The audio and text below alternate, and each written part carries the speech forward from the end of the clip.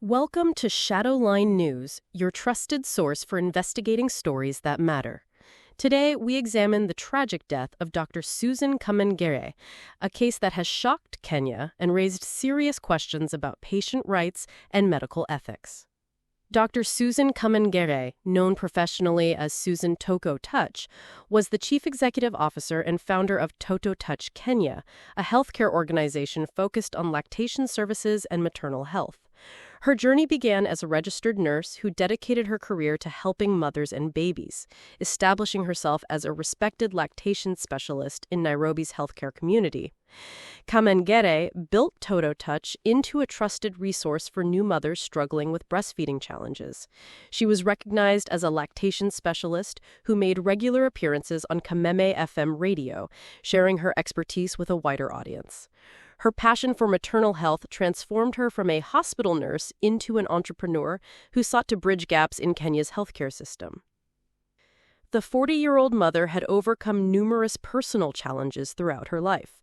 Friends described her as a strong, intelligent, and warm-hearted woman who had fought many battles, including mental health struggles. Her resilience and dedication to her work made her a beloved figure among colleagues and patients alike. If you're finding this investigation valuable, please hit that subscribe button and turn on notifications. More viewers help us continue bringing you the stories that mainstream media won't touch. Susan Kamengere died on July 15th under circumstances that have left her family demanding answers. The events leading to her death began with what her family describes as a forced medical intervention that violated her rights as a patient. Hours before her death, Kamengere made a disturbing Facebook post alleging that she was being forcibly injected and taken away from her home by a team of 4 medical professionals. In this post, which was later deleted, she described a terrifying experience that would become her final public statement. According to family members, Susan was allegedly forcefully removed from her Kaleleshwa home and taken to a hospital where she was reportedly injected under the instructions of her husband.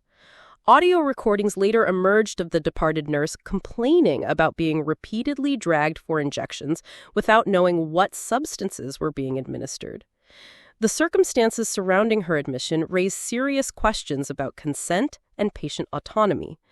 Family members insist that Susan wasn't sick and are demanding justice for what they believed was an unlawful medical intervention. The fact that she died within hours of being forcibly hospitalized has only intensified their concerns. Medical professionals are required to obtain informed consent before any treatment, especially when dealing with psychiatric medications or involuntary commitments.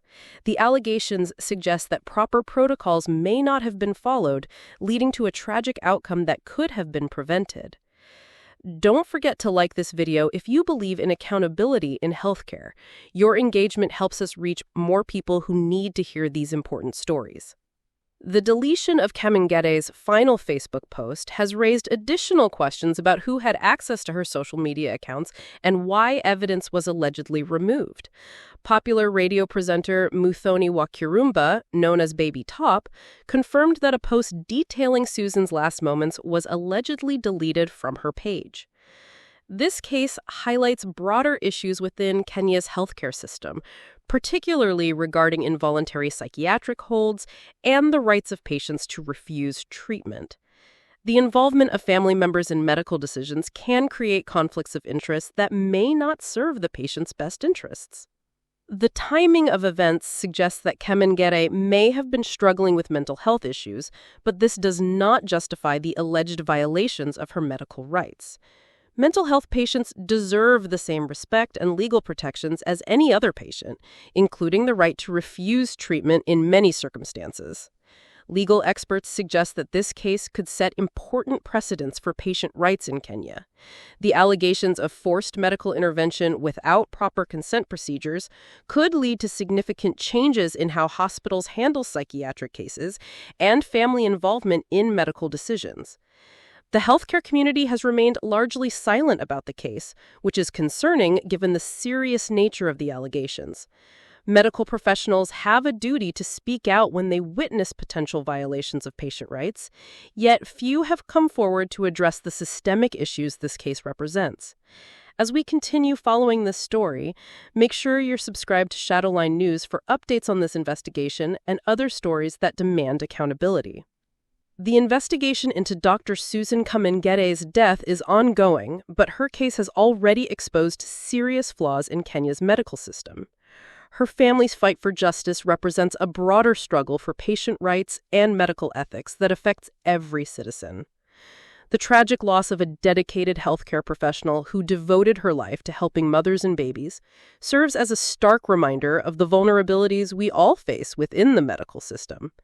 Her death should not be in vain if it leads to meaningful reforms that protect future patients. This is Shadowline News, committed to investigating the stories that matter most. We'll continue following this case and bringing you updates as they develop. Thank you for watching, and remember that your voice matters in demanding accountability from our institutions.